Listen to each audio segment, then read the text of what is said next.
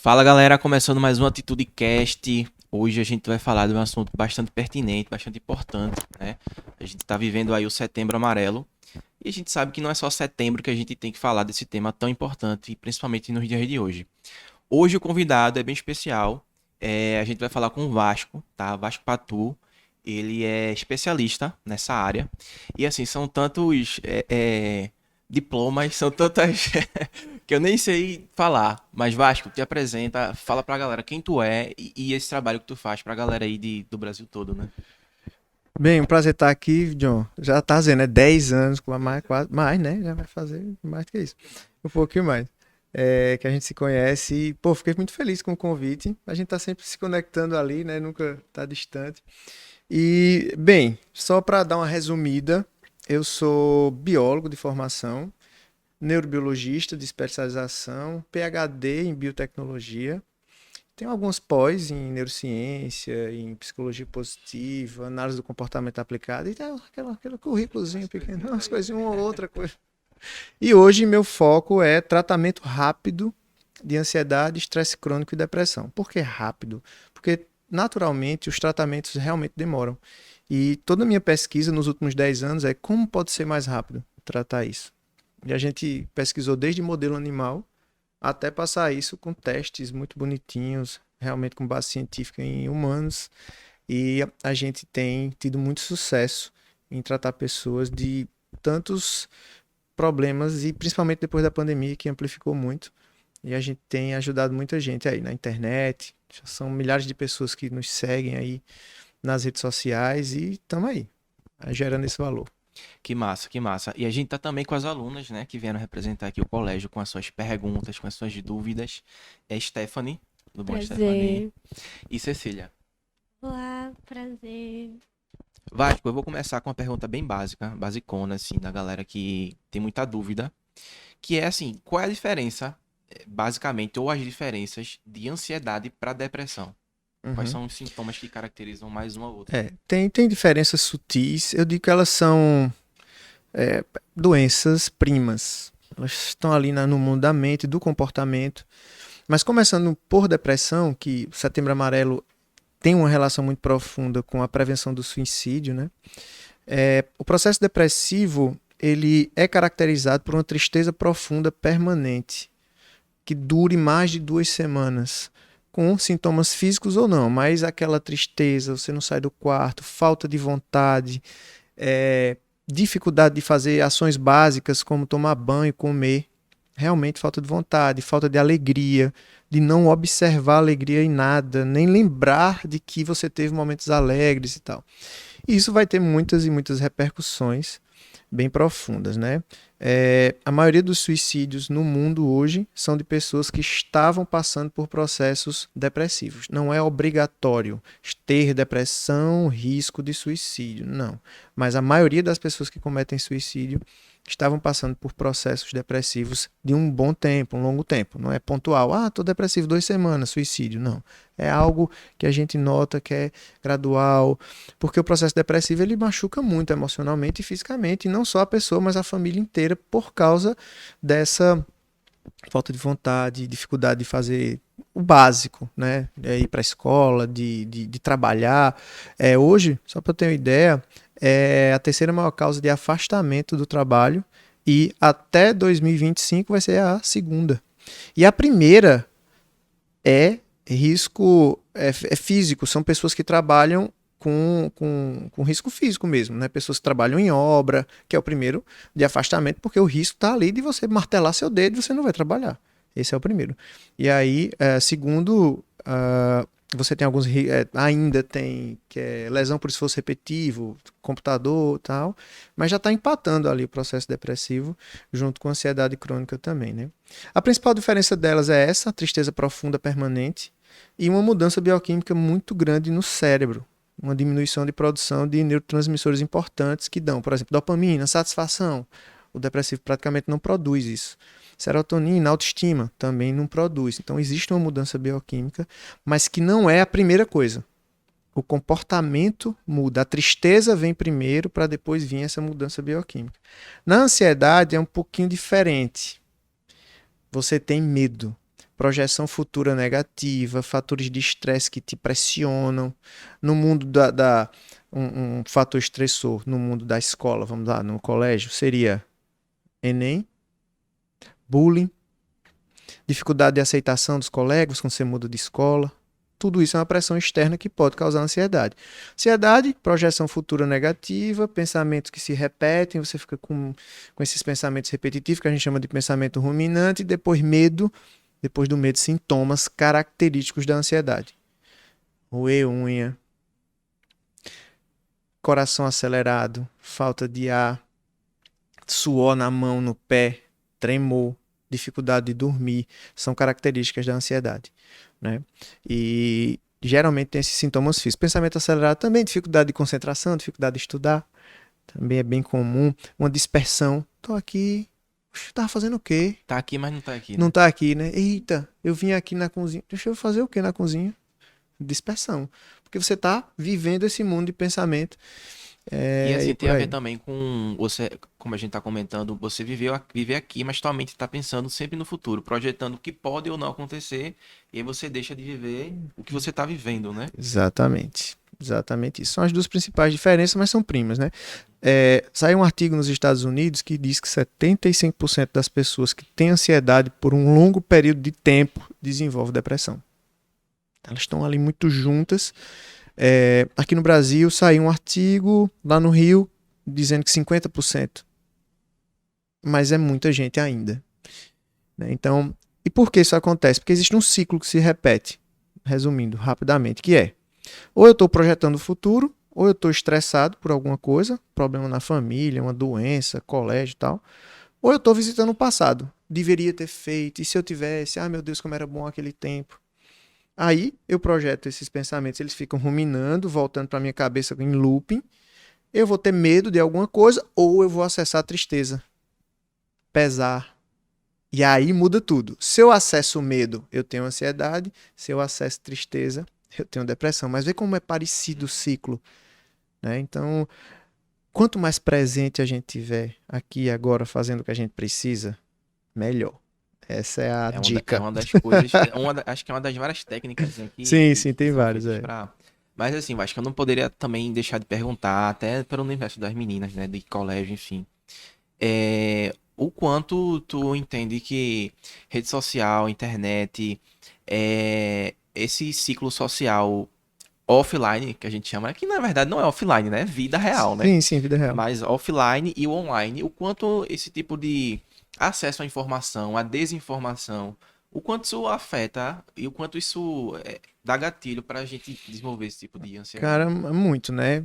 A gente vive uma revolução digital muito profunda, né? As meninas, né, que estão aqui representando os jovens, é muito horrível falar jovens, né? Porque significa que eu sou um idoso de 108 anos. Tô quase ali, ó, Rainha Elizabeth. Mas os jovens. Passou uma revolução. Eu sou da transição, né? Então eu vivi uma época totalmente. Igual o Nokia 100. Exatamente, a da lanterninha. Então a gente viveu uma revolução, né? Pra tu ter uma ideia, o iPhone que muda tudo, foi o iPhone que mudou tudo, é de 2007. Vê que doideira. 15 anos agora, não foi o iPhone, se não me engano. 2007, velho. Tu nasceu 2008. 2008 também? 2008. 2008. Cabalístico. 8/8/2000. Cabalístico no sentido bom, nada. 8/8. Cara, então, 2007 começa a revolução. Vocês nasceram na revolução. Quando tu tinha...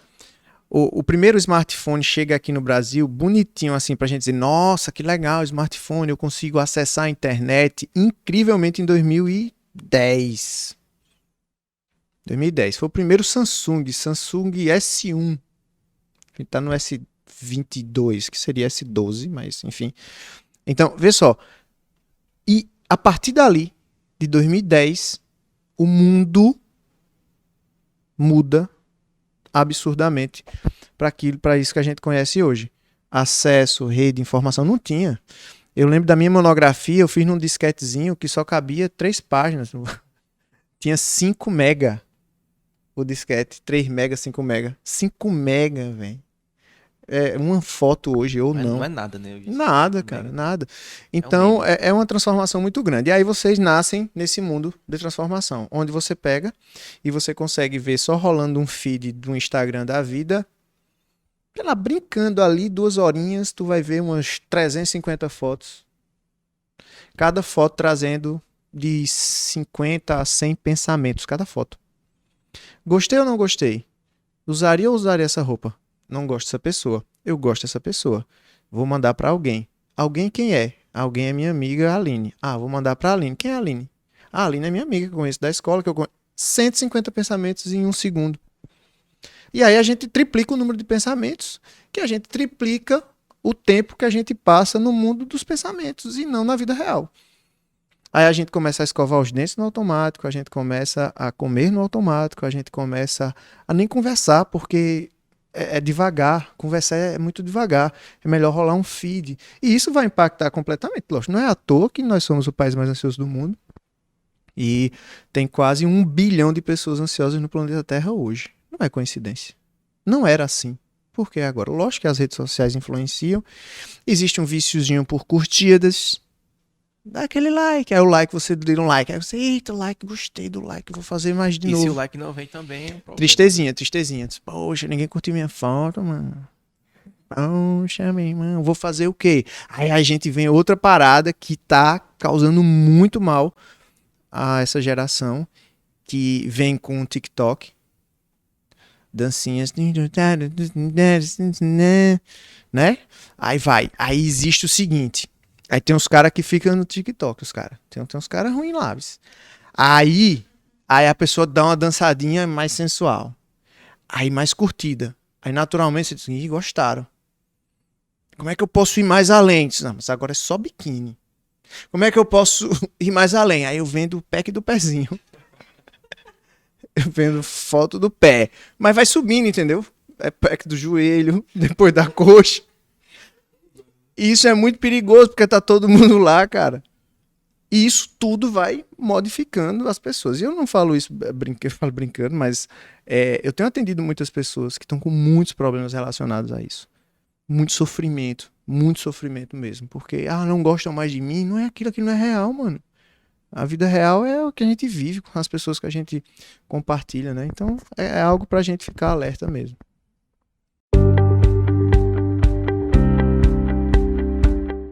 Eu já fui diagnosticada, recebi um papelado Sim. que eu tinha ansiedade. Tá. Queria saber qual era a diferença de ansiedade para transtorno de ansiedade. Vê, existe a ansiedade normal, que a gente chama de ansiedade adaptativa, que ela é um gatilho de alerta para a vida. Exemplo, tu vai sair aqui, quando tu abre a porta, tem um cachorro do lado mostrando os dentes. O coração vai acelerar e tu vai dizer, ou eu chuto esse cachorro ou eu corro. São as duas possibilidades. Eu me defendo ou eu fujo. Essa ansiedade vai te manter viva e é o que trouxe a gente até aqui. Se tu tá num lugar muito alto e o vento tá batendo muito forte, tu sabe que se tu for muito perto do parapeito ali, tu pode cair, tu não vai chegar. Esse alerta é maravilhoso e a gente vai ter para sempre. De repente, trabalho na escola. Apresenta aí, vai lá na frente.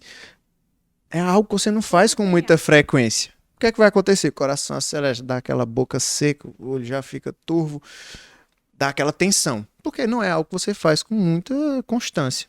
Você vai ficar em alerta ali, mas consegue. Vai lá e desenrola. Ansiedade normal, a gente chama de adaptativa. O transtorno de ansiedade te impede de fazer algumas coisas socialmente.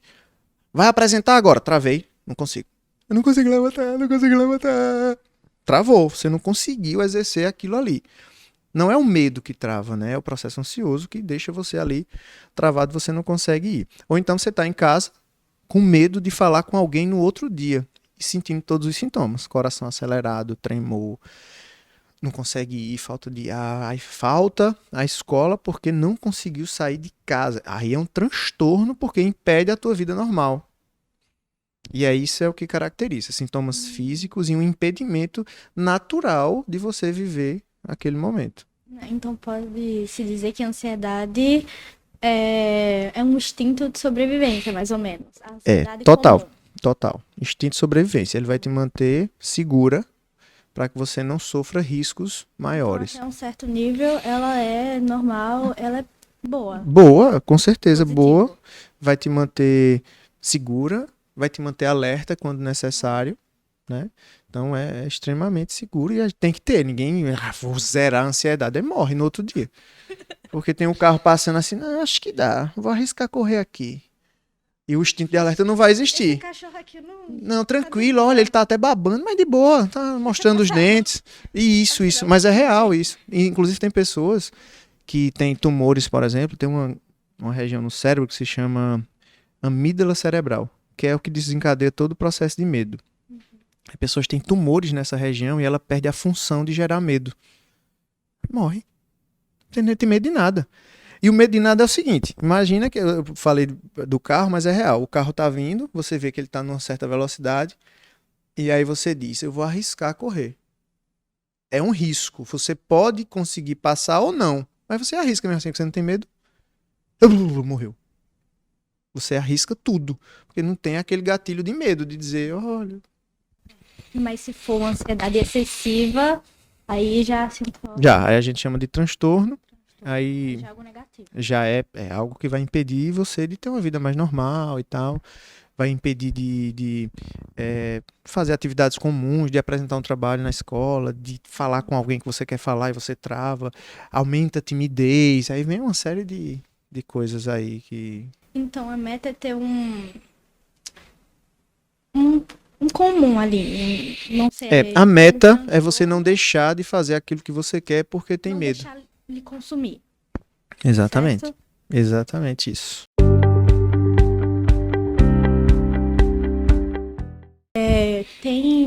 Eu vi que tem vários tipos de ansiedade, mas normalmente tem crises. Que normalmente Sim. você pode ser uma pessoa ansiosa, mas tem um momento que aquilo tá elevado. Ó, é o seguinte, tem alguns tipos, né, de ansiedade. Então, o mais comum é o transtorno de ansiedade generalizado, que é o mais comum no mundo. Que você não vai ter grandes crises como a síndrome do pânico, que aí já é outra coisa. Também é dentro do transtorno de ansiedade. Então, dentro desses transtornos, você tem a ansiedade generalizada ou transtorno de ansiedade generalizado, onde você tem preocupações constantes, projeção futura, mente extremamente pessimista e negativa. Tudo que você vai fazer vai dar errado. Pensa, dá errado. Vai dar errado. Não vai estar certo, não, vai dar errado. E o que é que vai acontecer? Todo mundo vai morrer. E o acidente vai furar os pneus. Você está sempre vendo o negativo. E isso vai gerar pensamentos que se repetem, que a gente chama de pensamento ruminante, negativo também, onde você sempre se dá mal no processo. E isso vai gerar alguns sintomas, que podem ser físicos ou psicológicos. Coração acelerado, falta de ar, tremor, sudorese, mão e pé, roer unha, arrancar cabelo. Eu não fiquei assim por isso não, tá? Pra quem tá escutando, eu sou careca, então não foi por causa da ansiedade, não. Muita ansiedade.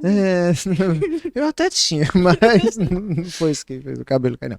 Aí, e aí você vai ter vários sintomas e tal. Mas não tem crises, vou pro hospital, acho que eu vou morrer. Não. Nesse aí, geralmente é transtorno do pânico. Aí a parada é séria porque você acha que vai morrer. O coração acelera, não, infarto, vou morrer, vou infarto. Eu tô atendendo uma menina, né? Eu atendo ela, não vou dizer o nome por uma questão lógica. E ela tem 18 anos, ela tem medo de sofrer um infarto com 18 anos. Eu digo, mas minha senhora, só não vai sofrer um infarto com 18 anos. A chance disso é quase zero. Ela, mas o quase não é zero, entendeu?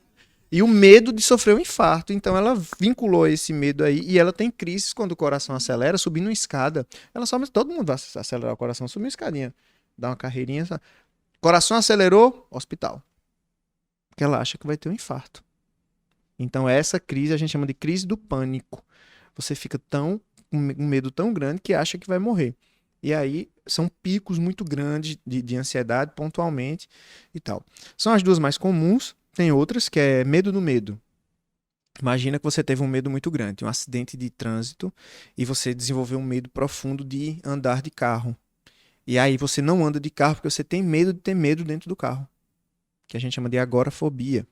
Aí tem o transtorno obsessivo compulsivo, que é um bracinho do processo ansioso, onde, para evitar aquele medo, você cria um ritual. Aquele é muito comum de abrir e fechar a porta, né, que as pessoas têm. Isso já teve em filme. Eu abro 3 vezes a porta para não morrer. Eu lavo a mão 50 vezes para não ficar com a mão infectada. Muitas pessoas desenvolveram isso durante a pandemia, né? Tem pessoas que estão com fobia de tirar a máscara, que é um transtorno obsessivo compulsivo, né? Um bracinho dele. Então tem que andar de máscara, a máscara tem que ser trocada X vezes ao dia, e você começa a desenvolver isso por causa do medo de pegar Covid, por exemplo, né? Então tem esses aí também. São os mais comuns, mas são múltiplos sintomas, né? Você pode ter de diarreia a dores de cabeça tensionais e viver com dor de cabeça. Então varia muito de pessoa para pessoa os sintomas. Assim, eu acho que normalmente é difícil as pessoas se perceberem quando elas estão com ansiedade, mas se você se percebe, você pensa, nossa, eu estou muito ansiosa, seja por algum evento futuro, que normalmente acho que é isso na maioria Sim. das vezes, qual é a dica pra se acalmar? Olha, a primeira coisa é você entender que você não é o seu pensamento. Porque se você fosse o seu pensamento, eu faço um exercício sempre com todo mundo, que é pense numa árvore. Todo mundo consegue pensar numa árvorezinha? Qual a que tu pensou? Um pé de manga. Todo mundo pensa. Pensar assim, pé de manga também não. Não, não pensei, eu pensei em uma árvore, eu não sei qual é só Um arbusto, uma é árvore uma grande, macieira. uma macieira. Nunca vi uma macieira, mano. Eu nunca vi. Tu já viu uma macieira? Eu nunca vi. Sério, deve ser lindo. Já viu uma Deve macieira? Deve ser porque a gente é do Nordeste. É verdade, aqui não vai ter macieira. Mas sim, é isso. Mas beleza, você pensou numa árvore. Você se torna árvore por pensar nela? Não. Não. E por que quando você pensa que vai dar alguma coisa errada, você se torna aquilo? Essa é a grande questão. O pensamento é o mesmo. O pensamento não é nada a não ser uma junção de imagens e projeções que a gente já viveu. Você só pensou na mangueira porque você já tinha visto uma mangueira. Aí você se vê numa cena dando tudo errado, mas você acredita naquilo. Você toma aquilo como realidade. Você toma aquilo com realidade, só que não é real, porque você está pensando, a realidade é agora. Só existe uma realidade que é essa aqui. Nada mais existe. Ah, mas a minha prova aqui vai ser não é real, você não chegou? Ela só se torna real se você chegar. Então a ideia é você, primeiro, conscientemente entender que essa projeção não é real, porque não é. Porque se fosse real, ia ser agora. Vamos pensar no árvore. A árvore surgiu aqui, ó. Não é assim. Então, por que a gente se torna o pensamento? Porque a gente vive ele em repetição. Vai dar errado, agora vai dar errado. Não, com certeza vai dar. Nunca deu certo na minha vida. Aí começa a visitar o passado, as coisas que deram errado na tua vida. É uma preocupação excessiva. Preocupação excessiva. E vinculada a essa projeção futura. Então, a primeira coisa é perceber que, esse pensamento não é real. E ancorar a tua vida na presença. Onde é que estão os teus pés agora? Onde é que estão as tuas mãos agora? Em vez de pensar no futuro, pensa, o que é que eu tô fazendo aqui agora? Perfeito, perfeito. Quanto mais a gente faz isso, mais aqui a gente fica, menos pensamento a gente tem. Melhor dica que eu posso dar. Lógico que tem pensamentos mais insistentes, são coisas que você viveu e você projeta porque você já viveu. Aí tem outras coisas para fazer, mas a principal característica de melhora é você viver essa presença, é estar aqui agora, projetar menos, viver menos esse mundo de pensamento. Viver esse momento, né? Exatamente.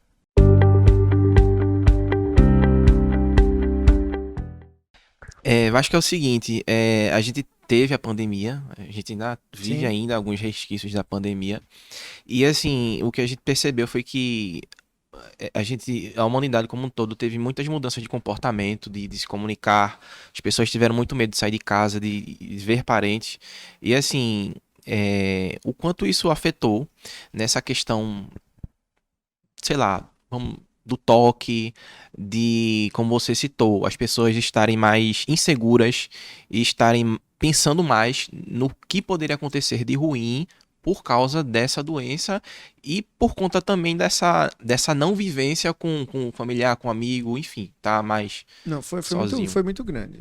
O impacto foi muito grande.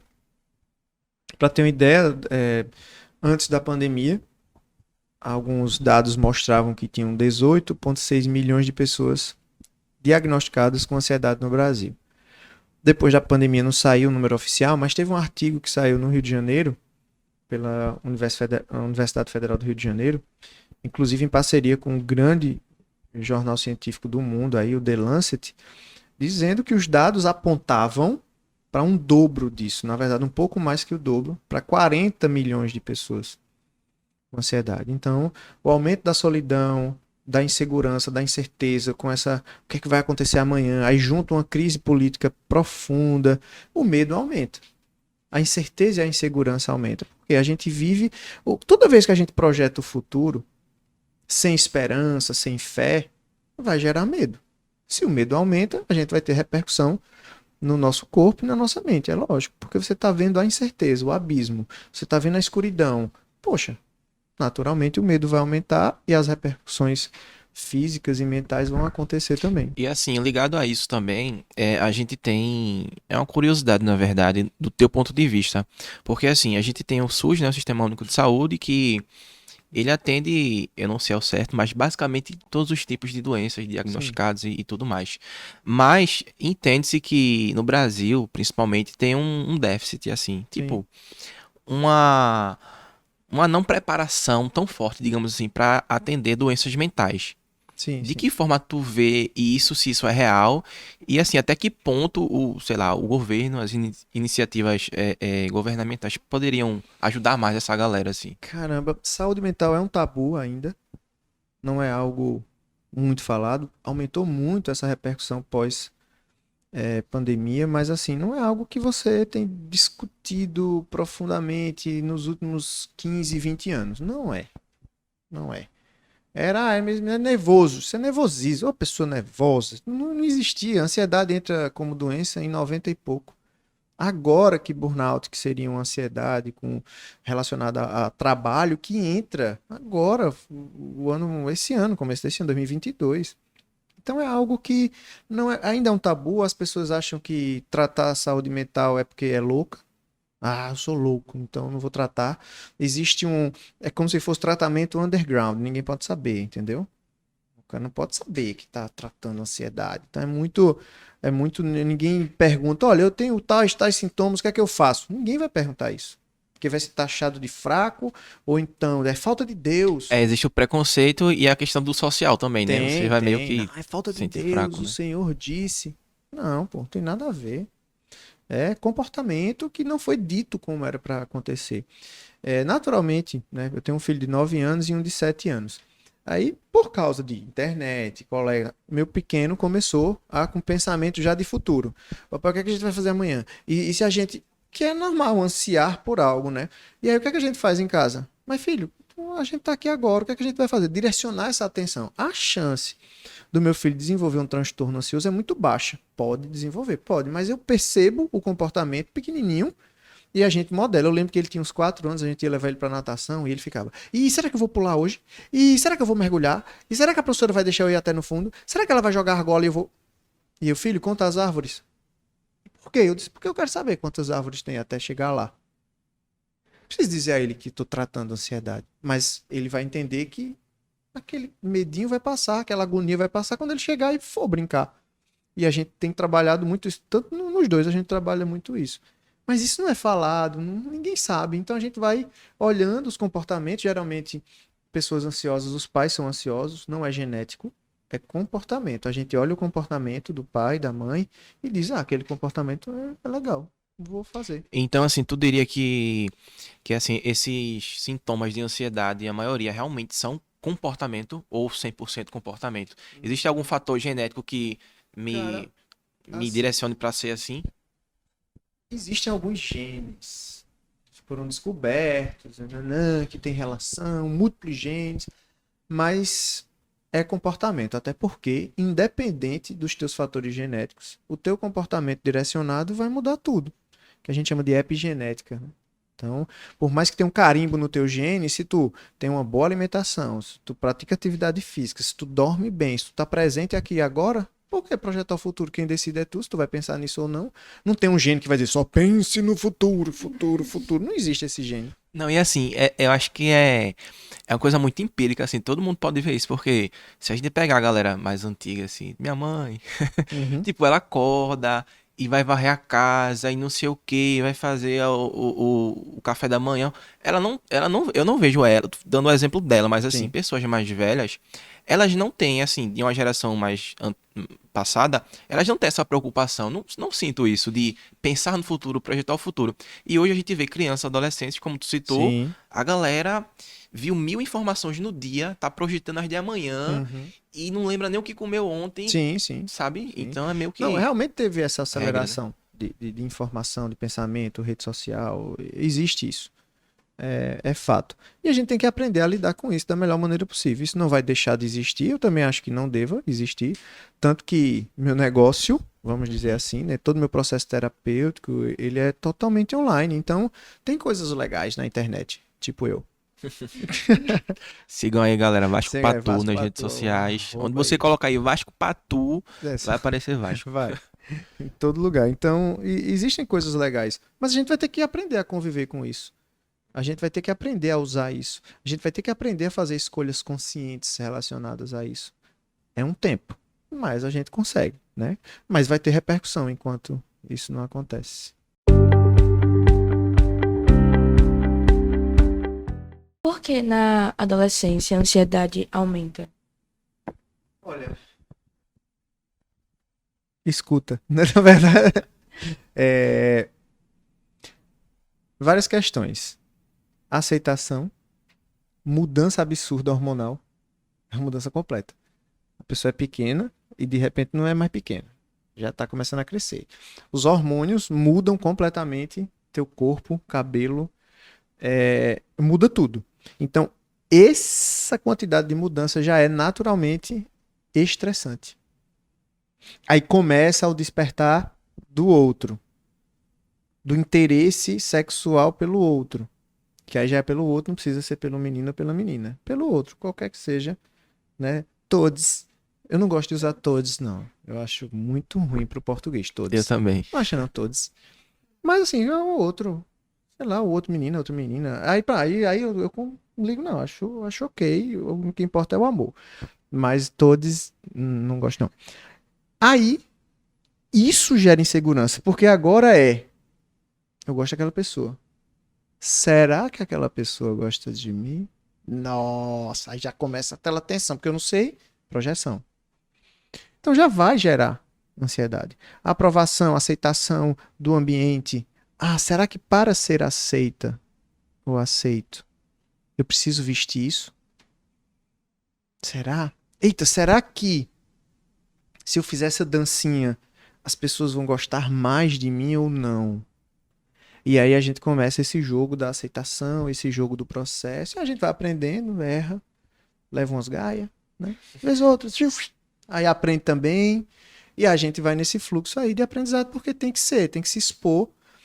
Quanto menos medo, melhor, mas com mais cuidado, escolhas conscientes, é melhor também, né? Outra coisa importante em relação a isso, né, principalmente relacionamentos, não tinha muito a ver com a pauta, mas gera muita ansiedade na adolescência, é esse relacionamento saudável. O que é que eu vejo muito agora entre os adolescentes? É simplesmente uma recompensa por um prazerzinho. Ah, eu gosto de beijar na boca, eu vou lá e beijo. Caramba, mas não é só isso.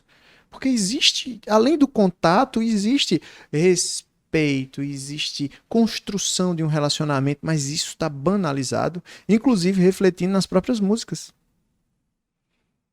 O que é que as músicas mostram hoje? O reflexo do que todos os jovens estão fazendo. E aí começa a dizer, caramba, mas é só isso? Mas não é só isso. Relacionamento é muito sério. A troca no sentido de crescimento mútuo, de estar junto, de ter os mesmos objetivos, não. Separa isso, agora é só recompensa. Ou é o beijo, ou é uma transa, ou é um. Sabe? Pontuar um negócio totalmente de longe, todo mundo entrando em sofrimento, por quê? O que é que está acontecendo? O que é que está acontecendo? Eu vou dizer um dado, um número aqui, número. aumentou quase 100% o suicídio de jovens entre 14 e 28 anos. Se isso não for reflexo do que está sendo vivido, é o quê? A ausência é falta de amor, de estar junto. Não, é só... a recompensa é o beijinho, só, não, um beijo. Não, é transar, não, transar, beleza, não me envolvo. Mentira! Está completamente envolvida e envolvido. Não existe como separar isso. Até porque hormonalmente não existe. Quando a gente se relaciona com alguém, a gente produz um hormônio chamado ocitocina, é o hormônio do amor, que gera um vínculo emocional. Comigo não o quê? Por dentro tá só a destruição, fingindo que não, mas tá lá, acabado. Chega em casa, toma aquele banho de filme. Chorando no chuveiro. Chorando no chuveiro, sabe? E a preço de quê, né? E essa repercussão vai gerar um preço. Vasco, deixa eu fazer uma pergunta difícil. Não que as outras não tenham sido, né? Sim. Porque você sabe, enfim. Mas assim, até que ponto os pais, eles podem ajudar seus filhos nesse sentido, a orientar, enfim, independente da idade, numa rotina tão rápida, difícil, apertada, tão atarefada, o cara que passa o dia todo trabalhando, chega em casa e tem que ver como é que foi o dia do filho. E aí, como é que fica? Cara, uma pergunta importantíssima, na verdade. Seguinte, velho. Nós que somos pais, a missão é essa. Não tem outra missão. Já começa daí. Botou um menino no mundo, é tua missão, mano. Acabou. Todo o resto entra no segundo plano. Existe uma ordem básica que eu coloco na minha vida e que tem dado certo. Eu preciso estar saudável. Número 1. Segundo, minha família precisa estar saudável, física e emocionalmente. Meu trabalho tem que prover isso, mas ele está em terceiro lugar. Então hoje eu prefiro ganhar menos e estar mais perto deles do que o contrário. Hoje eu prefiro trabalhar menos e estar perto deles. O que realmente a gente precisa? As pessoas precisam de outras pessoas. Isso eu tenho certeza. E meus filhos precisam de mim. E acabou. Essa é a ordem e a minha prioridade. Eu chamo isso de educação consciente. Então, por mais que eu puser, eu posso prover a ele, ele pode ter o que eu não tive. Ele quer que eu esteja perto dele. E assim, talvez ele nem queira o que você não teve. Ele só queira você. Na verdade, ele não vai nem saber o que eu não tive. Só se eu disser, eu nunca tive. Pois é. Então, ele quer que eu esteja perto dele. Ele quer que eu brinque com ele. Ele quer tempo de qualidade. Então, isso é a prioridade. Educação consciente. De estar presente, de eu saber o que ele está sentindo, de eu olhar no olho dele e eu entender que ele está triste. E saber por quê, e saber o que é que eu posso fazer para ele não estar triste. Isso é uma prioridade máxima. Eu sei que às vezes a rotina é muito pesada, que a gente tá cansado quando chega em casa. Beleza, mas aquele último gásinho tem que ser pros meninos. Tem que ser. Porque esse tempo ele não volta mais. E quando for lá na frente, os meninos vão sentir falta. Mas eu não vou conseguir mais dar porque passou o tempo, entendeu?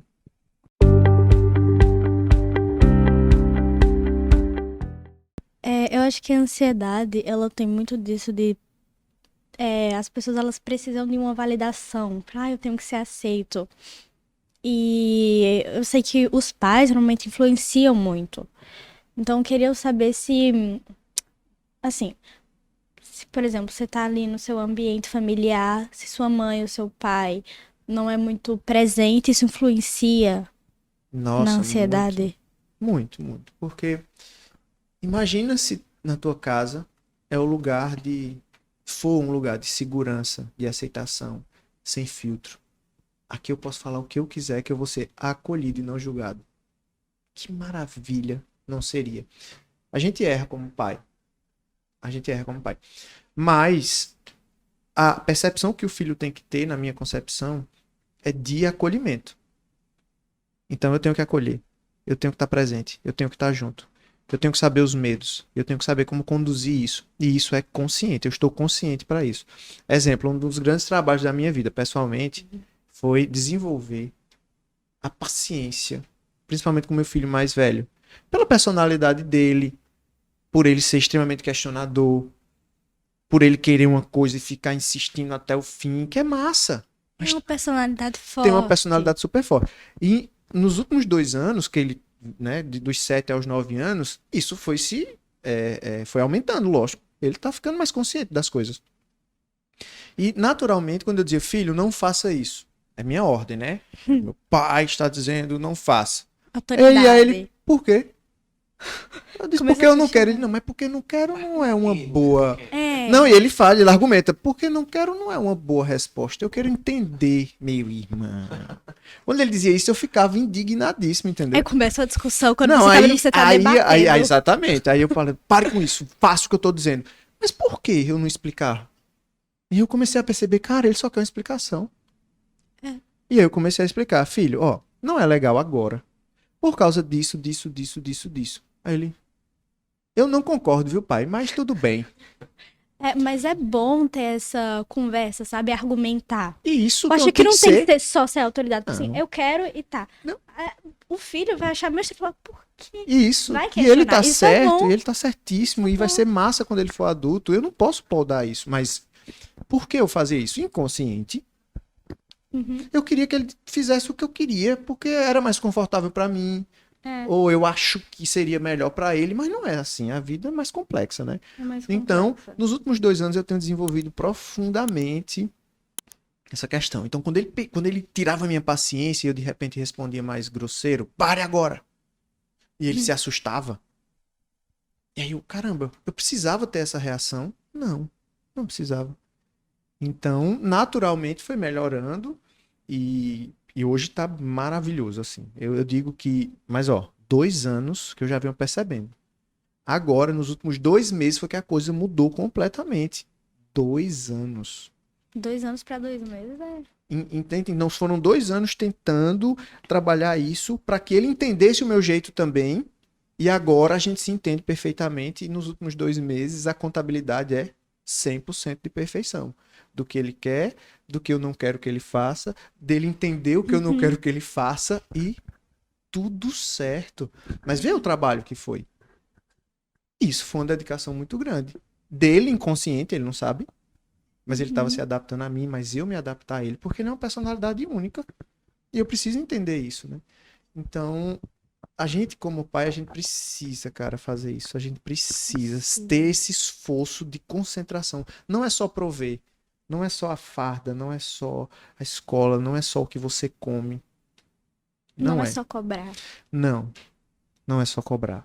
Né? É estar presente e olhar com aquele olhar de você é minha maior obrigação. Você como pessoa. Não você e as suas necessidades materiais. Acho que é por aí. Então, um recado pros pais, assim, é uma pergunta. É aconselhável, assim, pros pais levarem, uma pergunta sobre terapia, levar o filho pra terapia para aqueles que têm preconceito, né? Que falam, não, eu vou levar pra terapia porque é coisa de doido. Sempre tem, e eu acho muito triste. E assim, o que é que você tem pra dizer sobre isso? Se o filho tá precisando e você entende que sua habilidade chegou num ponto onde você não consegue ir além, leve um profissional. É. Porque a chance dele ter estudado, um pai, ter estudado mais ansiedade do que eu é praticamente zero. Porque eu só faço isso. Então, se tá com traços de ansiedade, leva pra alguém que estudou isso. A pessoa vai saber mais do que você e vai conduzir isso da melhor maneira. O meu preconceito vai até onde eu não sei. Preconceito já tá dizendo. É um conceito pré-formado daquilo que eu estou opinando sobre. Vai opinar sem saber, mano? Tá errado. Tá errado. Tem que levar sim. Meu filho menor, ele é autista. Tem 7 anos, ele é autista. Foi muito ruim receber o diagnóstico. Foi legal. Preferi que ele não fosse. Lógico. Preferi que ele não fosse. Mas ele é autista. No momento que eu soube, né, que a gente soube lá em casa, vamos buscar terapia para ele. 1 ano e 11 meses ele já estava no processo terapêutico. tá fazendo até hoje. Hoje ele é um menino completamente normal, dentro das possibilidades dele. Aprendeu a ler, escrever sozinho, se comunica, sabe? Então, quanto antes, melhor levar pra Quanto terapia. antes, lógico. É, tá eu acho- sentindo, leva. Tem que ter... Tá mostrando alguma coisa, algum comportamento específico dentro de casa? Ou é, tipo, mesmo que essa pessoa não esteja mostrando nada, Dependendo da ir por idade. prevenção? Ó, Tipo, dependendo da já colocar idade, pra... ó, até os Uhum. 7, 8, 9 anos, o menino não opina muito. Uhum. Tá demonstrando alguns comportamentos diferentes, leva. Depois dos 11, já dá pra conversar. Vamos junto, vamos fazer algo, não quero, vamos lá, eu vou com você e a gente vê como... Esse diálogo é importante, não é só jogar a pessoa lá dentro, porque com 11, 12 anos você já tem uma noção, já, não gostei não, eu Eu gostei não quero conversar não com essa pessoa. com essa pessoa, exatamente. Então existe essa busca, mas é importante perceber e levar, com certeza.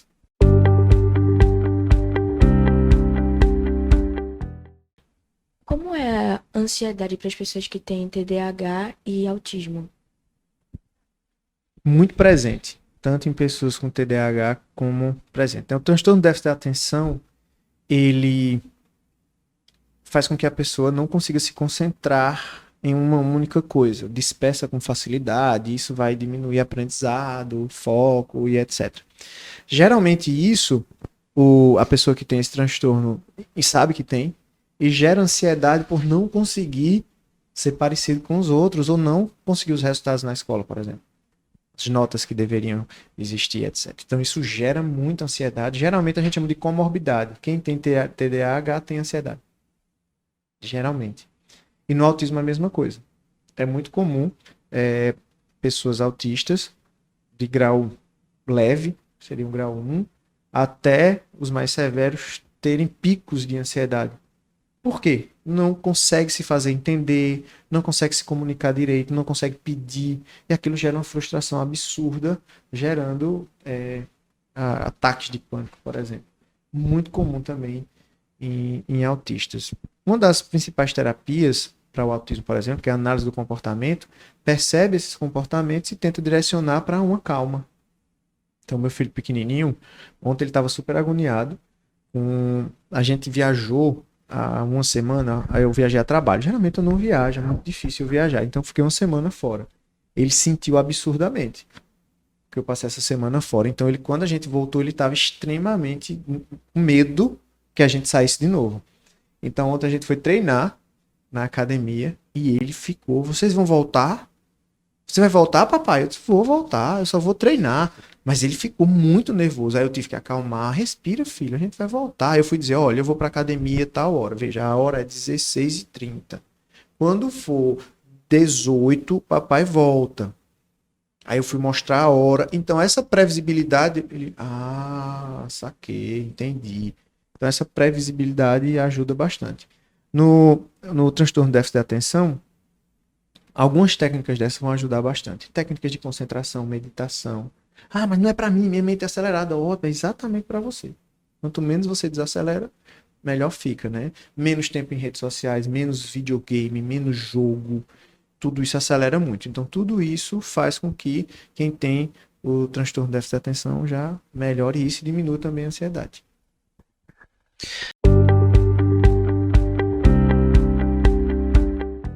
Vasco, vê só, duas perguntas em uma pra gente finalizar. A primeira assim, de que forma o colégio, a escola como instituição, ela pode ajudar os alunos, até funcionários também, a tratarem esses sintomas que são, assim, iminentes, como a gente acabou de comentar sobre o mundo que a gente vive, trabalho, correria, tempo, rede social, informação, enfim. Como é que a escola pode contribuir na vida desses alunos? E assim, eu queria que tu falasse um pouquinho do teu trabalho, para as pessoas conhecerem mais, até que ponto elas podem se beneficiar do teu trabalho vendo as técnicas que tu passa para combater a ansiedade. Às vezes são coisas muito imediatas, assim, que você, sei lá, tá com um aperto no coração. Eu acompanho teu trabalho, eu vejo lá depoimentos da galera que, ó, eu tava assim, e aí eu comecei a ver isso, eu tive uma sacada, minha mente abriu, eu tive né? E de que forma tu pode contribuir pra essa galera, assim, pra galera acompanhar teu trabalho aí? A gente se preocupa muito com a nota do Enem, mas o que importa para chegar lá é a jornada e não a nota no final do processo. Eu não tenho como fechar, tirar 100 pontos numa redação se eu não construir durante todo o processo. Então a gente está sempre preocupado com a nota do final. A gente está sempre olhando a chegada e a jornada ela é meio esquecida, né? Às vezes até nós como professores mesmo, a gente esquece a jornada. A gente esquece a importância do aprendizado como jornada, né? Lógico que a gente tem várias coisas, mas acho que essa conscientização é, culturalmente jogar na escola que a presença é importante, momentos de respiração, jogar uns treinamentos de respira todo mundo, entende? Eu acho que isso vai entrando na cabeça naturalmente e essa mudança vai acontecendo pouco a pouco. Acho que isso é muito importante. Tanto dos próprios professores, as pessoas que estão se sentindo ansiosas, entender que essa presença vai ajudar bastante. Isso já é muito bom. E é na educação mesmo. Pequenos pontos. E a segunda pergunta, cara, me segue lá. Em todo canto. Você botar meu nome, eu vou estar lá. No YouTube, tô. Mas é um podcast também. E Instagram, tô. A minha missão ela é muito simples. Mostrar que existe um mundo que não é um mundo de medo, insegurança e projeção. Então, todo dia, de domingo a domingo, vai ter algo para você fazer, prático, para que você saia desse mundo de projeções. Então, vai ajudar de alguma forma. Tenho certeza absoluta.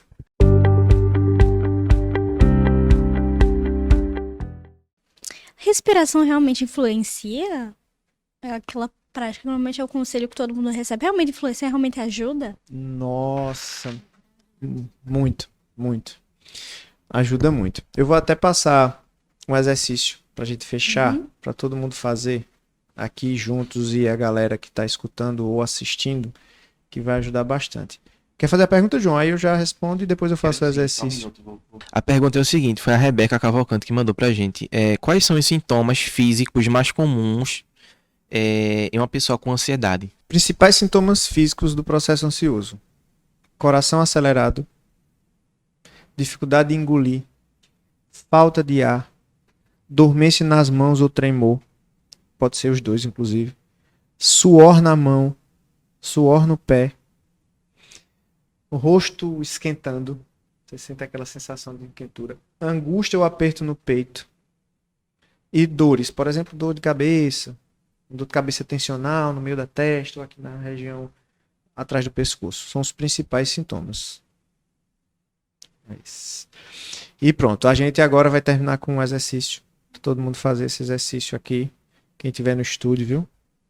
Tem que fazer também. Pra gente fazer, pra vocês entenderem como é. Lembrando que tudo que for presente a gente ancora e tudo que é pensamento a gente deixa aí. Esse é o exercício, muito simples. Até tem uma tatuagem aqui, ó, pra eu lembrar todo dia, quando eu vou lavar o rosto. Deixa ir. Pensamento, velho. Vou deixar aí. Eu tô lavando o rosto, qual é o principal? É lavar o rosto. Não tem outra missão. Por que eu tô lavando o rosto pensando no café? Eu vou pro café. Então, basicamente isso. O exercício é muito simples. Procura um lugar, senta aí, fecha o olho. Todo mundo fecha o olho. Fecha o olho. Ótimo. E agora se concentra em sons que estejam mais próximos a você. Tenta buscar esses sons.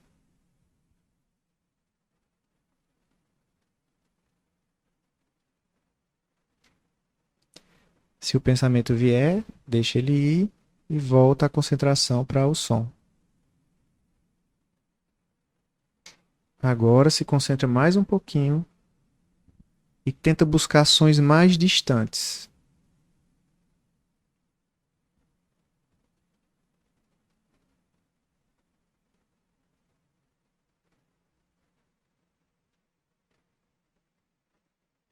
Isso. Agora, traz um objeto para a mente.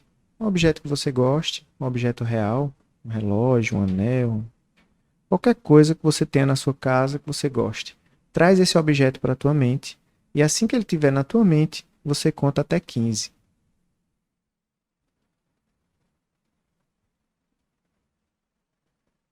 Se o pensamento vier, deixa ele ir e volta para o objeto e para a contagem.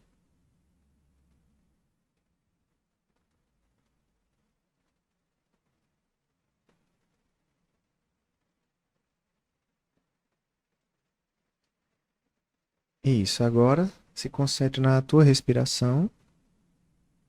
Sente o ar entrando pelo nariz, chegando até os pulmões e saindo pelo nariz. Se o pensamento vier, deixe ele ir embora e volta para a respiração.